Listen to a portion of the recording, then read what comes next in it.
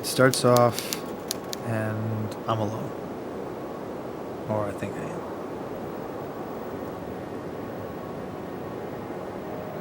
I look at my hands, and they're old hands. Like, I feel older. And not just physically, I can feel the weight of experience, of my brain overflowing with memories, of my soul thinning. I know I've been here for a while. I know I came here to die. And I know I came here to write something down. A story. I don't know who for, but it is the story of a distant memory. A memory that I've held onto, while every other memory would fade away as if it had never happened. I would hold on to this one. Keep it alive. I don't know why. There wasn't anything particularly special about this memory. I just simply couldn't let it die. And now, in my last days, here I was, attempting to prolong its life. Even after I fade away with the rest of my memories, I wanted it to live on.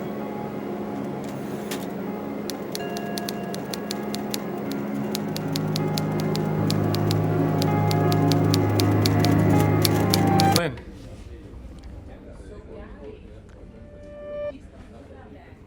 Flynn. Hey, come on. You all right, buddy? Eat up. Eat up. I mean, you've been looking a little pale lately. Look, I'm sorry, John. No. Listen. Tell me more about this memory and this dream. John, I'm sorry, man. I invite you out as a friend, and here we are hopping into one of our sessions. I for some reason, I needed to desperately talk to someone about this, but after all you've done for me in the past, Flynn, it's fine. But now listen, these memories that you've been having in these dreams are going to require really intensive therapy. You better pay for breakfast. I think it's only fair. Come on, listen, before we get into that stuff, why don't we talk about something else? How's your writing going?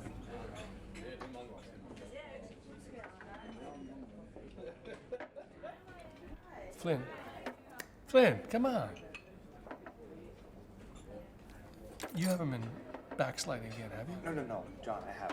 Okay, well, I know we made a lot of progress, and you would tell me if things are getting really bad again, right? Yes, John, yes. And it's not about that. It actually has to do with my writing. Okay. I've been having a lot of these major breakthroughs, if you could call them that. Inspiration. And for a while, I was just drowning in it. Well, that's great, Flynn. I mean, I remember talking to your doctor about that. We argued about it, and I always felt that your writing was a healthy I started thing seeing for this you. girl.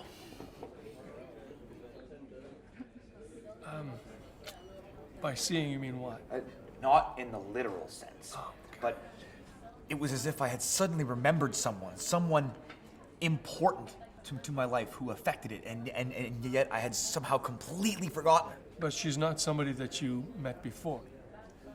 John, have you ever met a person or people and gotten to know them really well? I mean, just really connected with them on a deep personal level? You know, maybe even just absolutely fallen in love with all their little quirks, their little idiosyncrasies, those little scars, those little ridges that make them so individual, and then just completely forgot them. Just completely leave behind the world you created with them. So it's almost as if in the scheme of your life, your relationship with them exists only in this little bubble. Yeah, I suppose. I started having this reoccurring, I don't know what you call it, this reoccurring memory. Only I can't be sure if it actually is a memory, or if it's something I read in a book or saw in a movie, or maybe it's something I dreamt long ago, but it's in there. Her face is etched in there. Her personality and all the things I loved and hated about her, I can see them in this memory. We're laying together on the grass in this field, and there's trees lining the field. And it's this beautiful night, and we're staring up at the sky, and it's this deep, deep blue. No, more of a purple color. And it was beautiful. And there was this meteor shower. This meteor shower starts, and we're staring up at the sky, and these meteors are coming one after another, just one after another. And we're staring at the sky in awe, and we're staring at each other, and that's it. She exists only in that little bubble in my memory. Now I can't even remember her name. And that's what's given you so much inspiration, I take it? Yeah, because the thing is, I'm not even sure if it's a memory that has happened or not. But at the same time, in that memory, I feel as though I loved her. And then somehow, I just let her get covered with thousands and thousands and thousands of other memories that are so meaningless and pale, and lifeless. Well, look, I don't think that's exactly true. But ever since she surfaced, I can't help it. She's been in all my writing, all my story. I'm sketching her. I'm constantly reminded of her. And what I'm getting towards is that she keeps showing up in my dreams. What I'm trying to understand is, she's the reason that you're starting to feel a bit unsettled, is that right?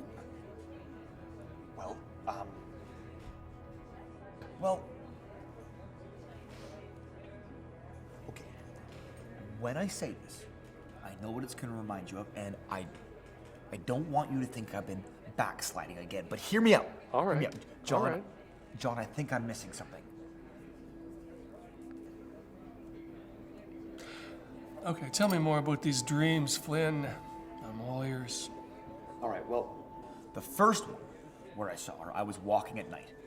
I was alone, and she was approaching me. But in the dream, the thing was, I remember I wasn't quite myself. What do you mean? Well, I think we all have an ideal view of ourselves that doesn't quite add up with who we truly are. The person we wish we were, or the person we strive to be, the best version of ourselves, I guess you could say. In this dream, I was definitely the person I wish I was. I was an exploding life force. I was bursting. No restraints, no fear, overwhelmed in the awe of my surroundings, inspired by every snowflake. Total freedom.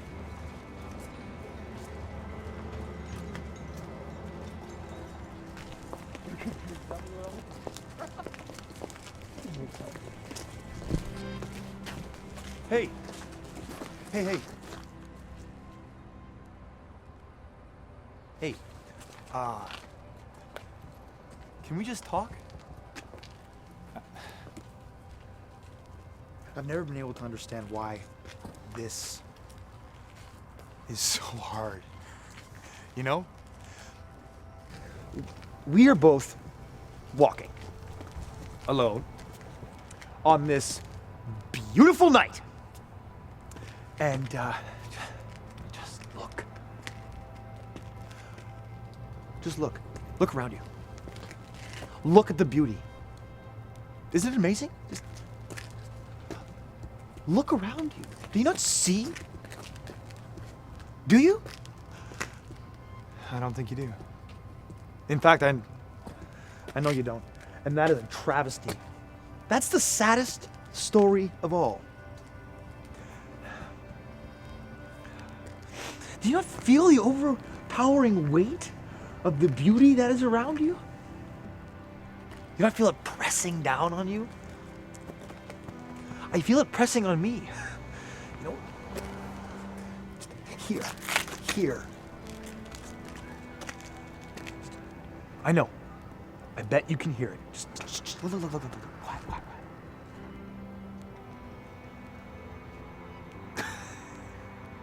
Do you hear it?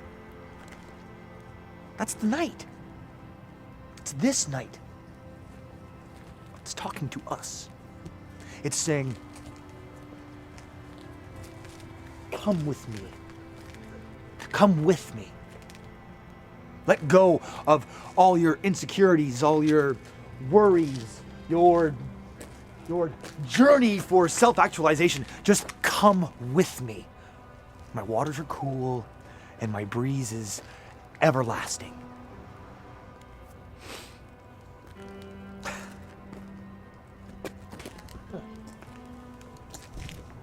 Why do we do that? Like, we are surrounded by all of this beauty, and we just walk past each other, pretending like we don't see the other person. Like, you know what I did? I was pretending not to see you. When in actuality, I wanted to see you. I want you to see me. Hey. Look at me. I want to see you. You understand that?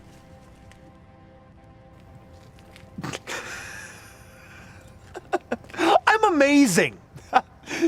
No, seriously. I have so much in this head that I can show you, that I can probably offer you, if you're willing to let me see you. Because if you're willing to let me see you as a whole, I know for a fact that there is something in there that will change my life forever. Because I can tell, just by looking at you, that you are so beautiful.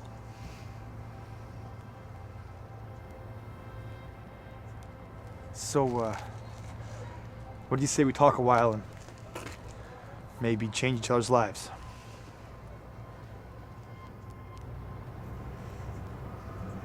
Okay. I'm Holly.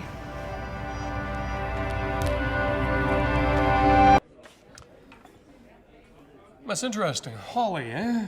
It's a nice name. Does that name ring a bell for you? No. And in the dream, her name isn't always the same. But at the same time, it's always a name I can picture her having. You know, if that makes any sense.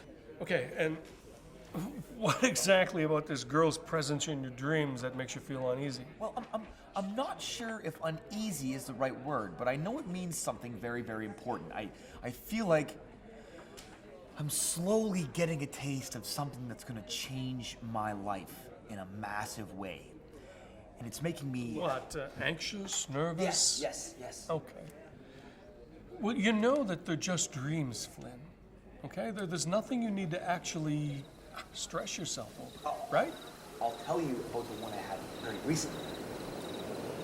In this dream, her name is Abigail. I am only visible to her. I don't quite exist in her world, in this dream world. There is nothing there for me, other than to be there for her. I can't quite tell if our relationship is romantic or if it's more like Calvin and Hobbes, but either way, I can tell that we really love each other, and she really needs me on this night.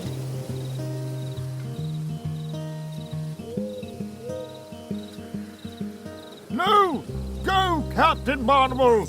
As the first mate pushed the captain over the side of the ship. Swim ashore, Captain! Sword in tow, feeling the weight of the steel blade, tumbled furiously. I must get there, he said. I must, for the sake of my family. You can do it! You are the man! As if it was a fjord from an ancient Viking story. But into the freezing Caribbean Ocean. Flynn, shouldn't we be talking a little bit more about tomorrow before it gets too late? Yeah, sure, but can we wait till the next chapter? It's my favorite part. You've read me that book 100 times. But We need to talk about something important. yeah, oh, sure, Abby. I was just trying to lighten the mood. You know, we got a big day tomorrow. Exactly. Tomorrow I'm finally leaving this city. Well, that's what you wanted. I am so excited for you. Yeah, I am too. But I'm also really worried about something. Yes? What's that? I'm worried about losing you. Losing. Abigail, I am yours. You will never, ever lose me. But Flynn, I'm growing up. I'm moving on. I'm not always gonna have time for adventures with you pretty soon. Well, why not? Because, Flynn, I'm moving on. It's what happens in life. You meet new people, you make new relationships. You have to start building a life. I love our relationship, Flynn, and I love you, but this is beautiful because it's for right now. What are you saying? Saying this is our last night? No, that's just it, Flynn. That's what most people would say and do, but I'm not ready to accept that. I'm not ready to leave you behind. I want you to come with me. Okay, I'll do it. Okay, but the only way this can happen is if you do something for me. Yes, anything. I need you to wake up for me. Okay, Charlie. And why exactly did this upset you to this magnitude? John, it was as if in the final moments of the dream, it became something more than a dream. Charlie, I think... And ever since I woke up, I can't put those final images out of my head. I almost wish that I could just forget this dream like most people do after a few hours. Or sometimes I even wish I could forget her, but she's stayed. She's always there. Why? It was her face. The way she looked at me. I can see it now. As vivid and as crystal clear as this is. The way I felt as she spoke, and the way she was looking directly into my eyes, I am unable to shake that image now. John, I'm unable to shake the feeling that... That what, Charlie? That it was real. You know, that in some way I can't yet understand, this girl has arrived in my dreams to communicate with me.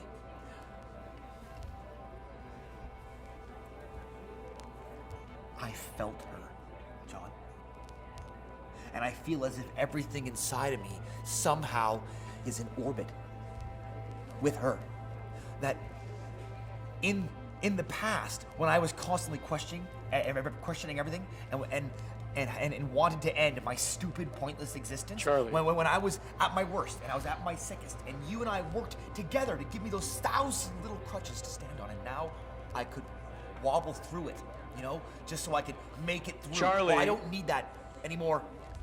I think I was actually on the right track before. I'm sorry, but I do. I don't want the crutches anymore, John. I don't want the antidepressants. I don't want the Reciprocol. I don't want the Calazaril and the therapy and the distractions and the hobbies and the crutches. I think what she's trying to tell me, John, is that in the end, it was all real. Charlie, I think Charlie, it's real. Stop.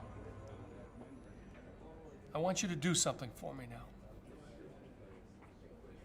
I want you to look down at your eggs.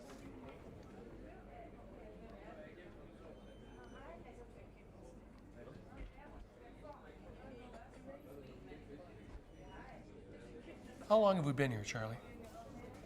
I don't know, I'd say... Yeah, are you ever going to dig into those? They must be getting cold by now.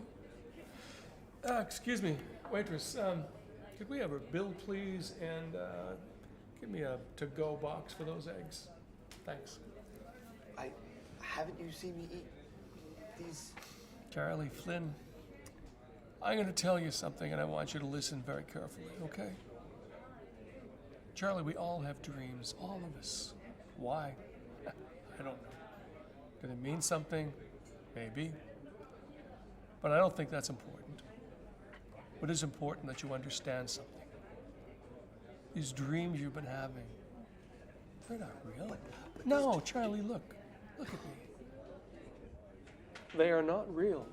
They're dreams. And you need to understand that so are you, and that's okay. What? You are her dream, Charlie. And so am I. That's okay. I think it's beautiful. What? How did we get here, Charlie? We... Is your name Charlie or is it Flynn? No. Wait, I'm real. I know Oh, I am. I think you are real, Charlie Flynn. The human brain can't create original faces, right? It needs to take a little bit from here and a little bit from there. You know, the crazy artist walking down the street she wished talked to her, her imaginary childhood friend from a book, her high school sweetheart. You have so much reality shoved into you, Charlie. If you ask me, you're more real than you could possibly imagine. But I'm thinking and I'm feeling. How is this possible? That's a big question, my friend. And I'll admit, a little frightening. You got me.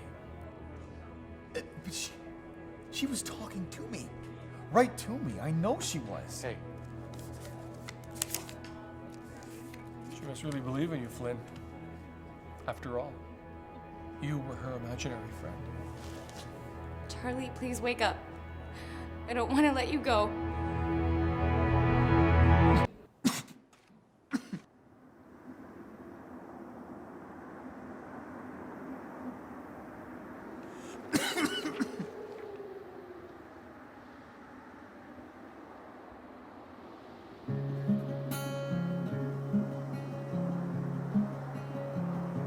I think a part of me always knew that I was her dream, that our story began on borrowed time.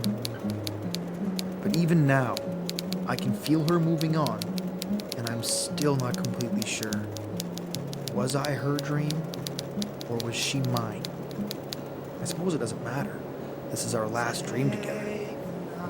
She's kept me alive all this time, but she needs to move on. Her memories of me are getting pushed deeper and deeper. I don't want to leave. I don't want to go.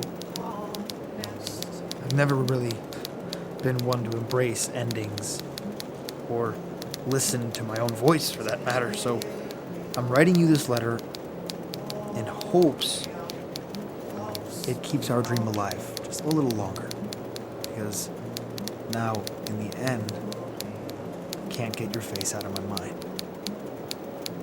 We're in that field, those stars are falling, and you look so beautiful. I need to get back to writing. I can feel myself thinning. She's forgetting me. And it's okay. It isn't her fault. I'm writing down a story. It's the story of an old man having a dream. He's dreaming of a memory. And in this memory, he's a young boy. He's out with his friends and a girl. They're very happy together. They're going to see an old friend. They're going to build a giant wooden ship and sail away together. And then they will be together forever and ever. Look with words for you.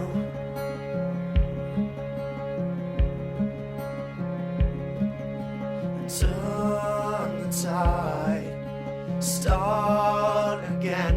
I'm here and now. Write me a song, a song that sings for you.